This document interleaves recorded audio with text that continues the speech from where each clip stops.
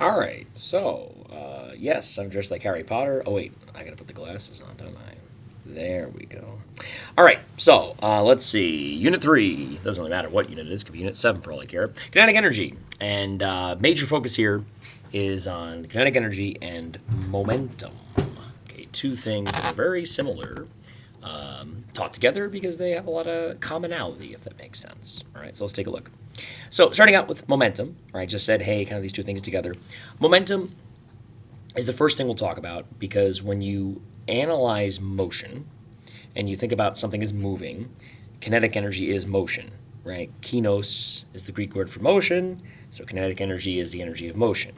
To understand motion, you talk about displacement, you talk about velocity, you talk about acceleration. We've already done that, right? And if you haven't seen that, go watch those videos.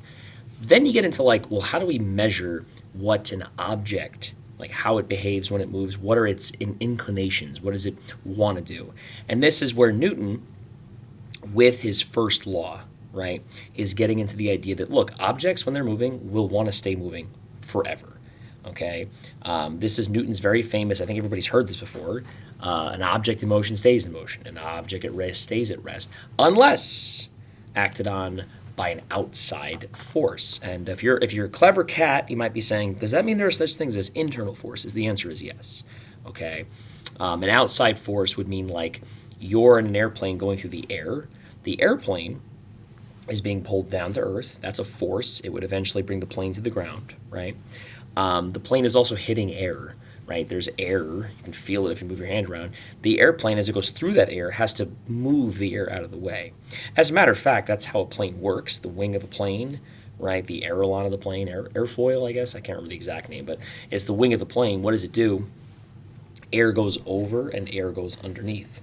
And depending on how you pitch the wing, right? I guess I'll do this perspective, right?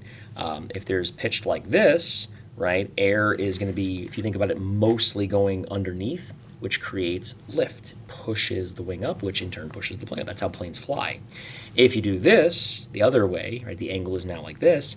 More air goes on top, which actually pushes the plane down. Okay, that's how planes fly. Right? It only works because there's stuff in the air to go over it, right? What's called fluid. Fluid does not have to be liquids. It can be anything that can flow over something. So air is a fluid. Anyway, now that you're getting a little introduction to aerospace engineering, Newton's first law says, hey, that plane should keep going forever. Why does it slow down if I turn the engines off? Why does it eventually hit the ground? Because there's air resistance. There's air in the way. So even though some of it goes over the wing, over above, under below, there's air that hits the wing, right? And that slows it down a little bit. Okay, there's air hitting the front cone, the nose cone of the plane, right? There's air hitting the tail of the plane, and so on and so forth. That slows it down. Okay, it's called air resistance. All right, that's an outside force. If I took a baseball, went in space, threw the baseball in space, Newton's third law says, I'll go backwards a little bit, by the way, but Newton's first law says the baseball, as it goes through space, is going to keep going at that same velocity, that same trajectory, that same path, whatever you want to say, forever. Okay? Now, in reality, even if you're in outer space, there's always going to be like little bits of matter here and there, so it could run into a little bit of dust, which could slow it down. If it approaches a massive object like a planet, an asteroid, gravity will start to pull it towards that object. Okay, but if you model this, if you think of this as like there's nothing nearby, that baseball will continue at that velocity forever. That's what Newton's first law is. If you say, got that, cool, you got to be thinking, why? And Newton says, it's this thing called momentum. Okay, I actually forget if Newton is the guy who called it momentum. So before you pull out, before you say, actually it was, I don't know the history of who called it momentum. All I know is the idea is Newton's idea. Does that make sense? Or at the very least, Newton's first law, hence the name, is his idea. Okay, I believe it was Newton, but don't quote me on that. Okay, momentum is basically this quantity, this measurement of an object's.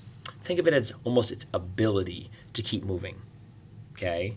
If you have a lot of momentum, it's hard to slow you down. If you have a little bit of momentum, it's easier to slow you down. Okay? Hopefully that's making sense. As is typical of science, we like equations. We like to quantify things, and this is no different. This is basically a statement, to a certain extent, of Newton's first law, because if you have momentum, if you have velocity and mass, you need both of these, you can have momentum. All right. So like this pen right now has no, and I'd be very careful how I say this, it has no relative velocity to me, which means this is not moving. Okay, you say it's not moving at all. What do you mean? Well, technically it's moving through space. Technically it's moving around the Earth, right?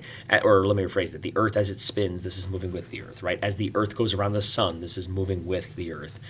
As the solar system we're in our galaxy is moving, right? We're moving with it. And you might be saying that's confusing. Don't panic about it. I'm just trying to say velocity always has to be relative to something else. Okay, so relative to me right now, this has no velocity. Ergo, it has no momentum, zero momentum, because 0 times any number is 0, okay? But as it moves, it has momentum, okay? So relative to my face, relative to my nose, whatever you want to say, this has momentum, okay? If it hits me in the nose, it hurts because it's transferring momentum into my nose, okay? If I press hard enough force, if this has sufficient momentum, these are different things. Force is not the same thing, but they're very similar, right? That can cause me to increase velocity. Right? A transfer of momentum, if that makes sense, okay? If you've ever played pool, right, you have the billiard balls on the table, you have the little stick, right? That's a transfer of momentum, right? The stick has mass, the stick has velocity, hits the ball gains some of that momentum, right? That ball begins to move. It now has momentum of its own. The ball will hit another ball, transfer some momentum into that ball, and that will cause that ball to move, right? This is basically what's going on here, okay?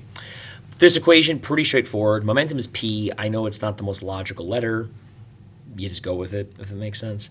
M, of course, for mass. V, of course, for velocity. Got to make sure it's in kilograms. Got to make sure velocity's in meters per second. When you multiply these quantities, right, you get a unit.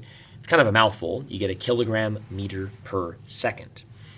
Not the easiest thing to say. Not as nice as a Newton. Technically, momentum can also be given as what's called a Newton second, Newton times second. Okay, this is also the unit for what's called impulse. Okay, this is actually quite nice to think of. If you imagine like a baseball bat hitting a ball, there's force from the baseball bat entering the ball, right? And you say how long, for how many seconds is that force being applied, right? The baseball, if you picture it, here's the baseball, here comes the bat. The bat hits, and you might say, well, the ball goes this way. But there's a little bit of time where the bat begins to basically put force into the ball, force into the ball, force into the ball before the ball is not touching anymore. The bat, that is, right? That impulse is basically the ball gaining momentum from the bat, if that makes sense. Because the bat is way heavier than the ball, and because you have a lot of force that you've put into the bat, when you think about the bat too, you might be saying, is it better to hit the ball, closer to your hands, further away? If you know anything about leverage, right, the bigger that distance, you get more force out of it. Okay, it's actually a little bit complicated because when it comes to a lever, it would be a second-class lever, but your pivot point is important, and that gets messy. So anyway, suffice it to say, where you hit the ball matters, right? And for anybody who plays baseball will say, yeah, that does matter, right? Closer to your hand, it's hard to get it's hard to transfer a lot of force. The end of the bat, or near the end of the bat, is a very good spot to hit, a sweet spot, right? Anyway, but yeah, Newton seconds is an alternative unit. You could use that, all right? But kilogram meters per second is also perfectly fine. All right. I'll show a couple sample problems. Here there's one. It has the solution right in front of you, but you should try this. Okay. Again, it's not about getting the right answer. It's knowing how to get the right answer. That's what we care about. At least that's what I care about. Okay, so 16 kilogram ball. It's moving at 12.5 meters per second. You say how much momentum? This is a plug and chug, right? You list your variables out. I have a mass of 16 kilograms. It's kilograms, so that's good. My velocity is 12.5 meters per second. Hey, that's velocity in meters per second. That's good. Multiply them and get, in this case, 200 kilogram meters per second. Easy. Okay. Another one, 100 kilogram block falling at a constant velocity. So this would have to be somewhere not on Earth, because that would not be the constant velocity. Although I guess it could be if it's big enough piece. But anyway.